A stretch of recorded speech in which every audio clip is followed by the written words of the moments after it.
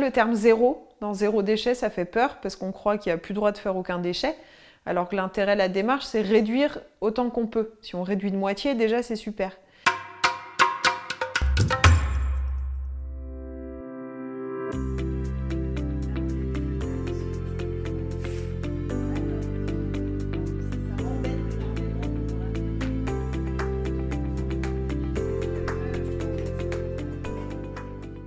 J'ai essayé de réduire mes déchets. Je me suis rendu compte que c'était assez simple à faire et surtout que j'avais que des avantages à le faire. Donc ma poubelle s'est réduite drastiquement. Mais vraiment en quelques mois, j'ai diminué de 80% ma production de déchets et en n'y trouvant que des avantages au final, vraiment sur tous les plans.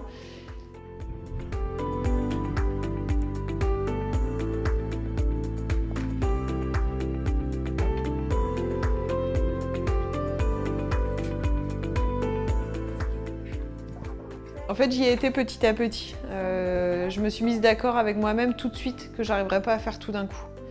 Et que ça prendra le temps que ça prendra et c'est pas grave. Donc je me suis pas mis la pression. Si on essaie de supprimer tous les déchets en un mois, on est sûr d'aller au burn-out de l'écologie. J'ai commencé par les déchets de la cuisine, c'était le plus facile pour moi. Certains vont commencer par la salle de bain, le ménage ou bien d'autres domaines. J'ai arrêté d'acheter des emballages. Voilà, tout simplement. Donc tout ce qui est produit frais, j'achète au marché en apportant mes sacs, mes boîtes. Tout ce qui est produit sec, j'achète en épicerie en apportant mes sacs.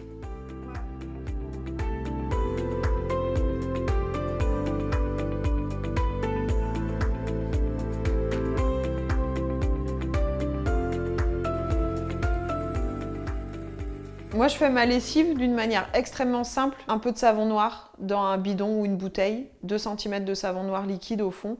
Je remplis d'eau froide et voilà, ma lessive est faite. Ça coûte rien, je dépense quasiment rien. C'est une recette que j'ai trouvée dans un super bouquin qui s'appelle La méthode VRAC, qui m'aide pas mal pour les recettes. En fait, quand on réduit ses déchets, on simplifie énormément son mode de vie, on simplifie les produits qu'on utilise. On a tendance à en avoir beaucoup trop. Ça coûte cher, ça pollue, c'est toxique. Donc c'est une simplification.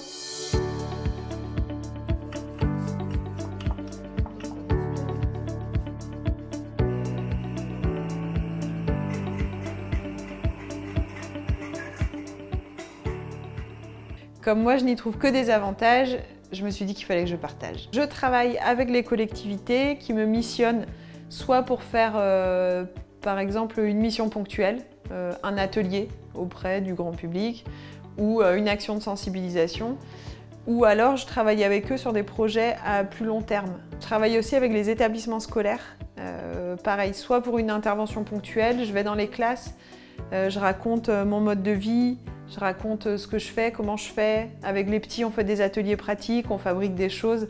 Ou alors je travaille aussi avec des établissements scolaires pour des projets à plus long terme. Par exemple, la création d'un club de développement durable, l'accompagnement de la démarche de labellisation pour avoir un écolabel ou des choses comme ça. Et ensuite, je travaille avec les entreprises en tant que consultante. Donc je les aide à réduire leurs déchets en interne ou alors à former des collaborateurs, du personnel au principe de base du zéro déchet pour que eux, avec leurs connaissances techniques des processus de l'entreprise, impulsent le changement. Salut, c'est Claire, bienvenue sur la côte ouest. Pour cette vidéo, on va faire un petit peu de couture et notre experte, c'est Marie. Bonjour, je m'appelle Marie, de l'entreprise Artisan.